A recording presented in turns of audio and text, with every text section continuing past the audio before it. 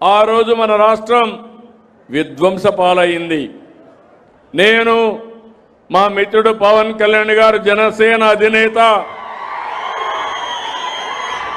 BJP Narendra Modi గారు కలిసి NDA government ఏర్పాటు చేస్తామని హామీ ఇచ్చాం. మీరు ఓటేయండి, రాష్ట్రాన్ని పునర్నిర్మాణం చేస్తా అన్నాం, పూర్వ వైభవం తీసుకొస్తా అన్నాం.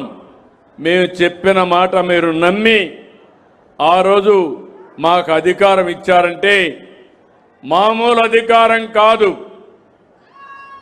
194 మందిని గెలిపించారు. ఎవరిని పెడితే వాళ్ళని గెలిపించారు. నంద్యాల జిల్లా పార్లమెంట్ మెంబర్ని, అసెంబ్లీ మెంబర్ని బ్రహ్మాండంగా 7 మందిని గెలిపించారంటే నేను ఎప్పుడూ మర్చిపోలేను. రాయలసీమలో 7 సీట్లు తప్ప అన్ని సీట్లు గెలిపించారు. మీరు ఒకటే గుర్తుపెట్టుకోవాలి, రాజకీయాల్లో ఎప్పుడు కూడా ప్రజాస్వామ్యంలో ప్రజలు ఓట్లేస్తే వాళ్ళు ప్రభుత్వాన్ని ఏర్పాటు చేస్తారు.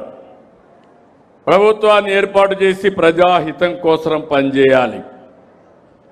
ఈరోజు కొంతమంది మీరు చూశారు, నేను చెప్పాను, ఒక్క వివాదం కాదు, అన్ని వివాదాలే, అన్ని కుంభకోణాలే. మద్య విషయం మీరు చూశారు, మామూలు విషయం కాదు. 30,000 మంది కల్తీ మద్యం దాగి చనిపోయే పరిస్థితికి వచ్చారు. అందులో డబ్బులు సంపాదించుకునే పరిస్థితికి వచ్చారు. ఒక్కొక్క నెల 100 కోట్ల రూపాయలు అవినీతి చేసే పరిస్థితికి వచ్చారు.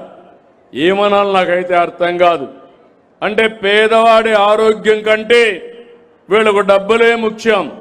మీ జీవితాలతో ఆడుకున్నారు, మీ ఆరోగ్యంతో ఆడుకున్నారు, ఇష్టానుసారంగా చేసే పరిస్థితికి వచ్చారు. అదే సమయంలో తిరుపతి లడ్డు కల్తీ చేశారు. నాకు రిపోర్ట్ వస్తే ఆ విషయమే చెప్పాను.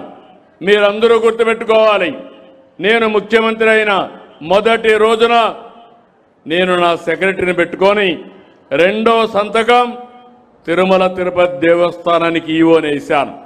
ఎందుకు వేశానంటే ఎక్కడ చూసినా ఆరోపణలు, పవిత్రత దెబ్బతినింది, కలుషితమైన ప్రసాదాలు తయారు చేశారు. అవి చూసిన తర్వాత నేను వెంకటేశ్వర స్వామి భక్తుణ్ణి, మీరు గుర్తుపెట్టుకోవాలి. దానికి కారణం నేను తీవ్రవాదులపైన పోరాడాను, ముఠా నాయకులపైన పోరాడాను, మత విద్వేషాలు రెచ్చగొట్టే వాళ్ళపైన పోరాడాను, రౌడీల్ని ఎక్కడ కూడా రోడ్డు మీదకి రానియకుండా చేశాను. ఇక్కడ ఈ రాష్ట్రమే సమైక్య ఆంధ్రప్రదేశ్ చేశాను. అప్పుడు తీవ్రవాదులు నా మీద కోప్పడి 23 క్లేమోర్ మైన్స్ ని అలిపిరిలో నా పైన ప్రయోగించారు. సాక్షాత్ వెంకటేశ్వర స్వామి దిగొచ్చి నాకు ప్రాణభిక్ష పెట్టాడు, కానీ లేకపోతే జరిగేది కాదు. కొన్ని లక్షల మంది తీవ్రవాద సమస్యతో చనిపోయారు, వాళ్ళు చనిపోయారు. 30 ఏళ్లకు మునుపు నేను పోరాడాను. ఈరోజు వాళ్లే సరెండర్ అయిపోయే పరిస్థితికి వచ్చారు.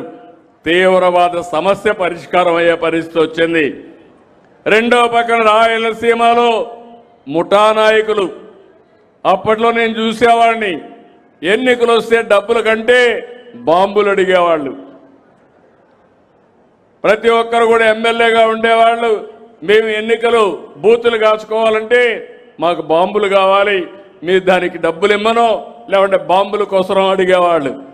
నేను ఆ రోజు ఆలోచించాను, ప్రజాస్వామ్యంలో ఇలాంటి దౌర్భాగ్యాలేంటి?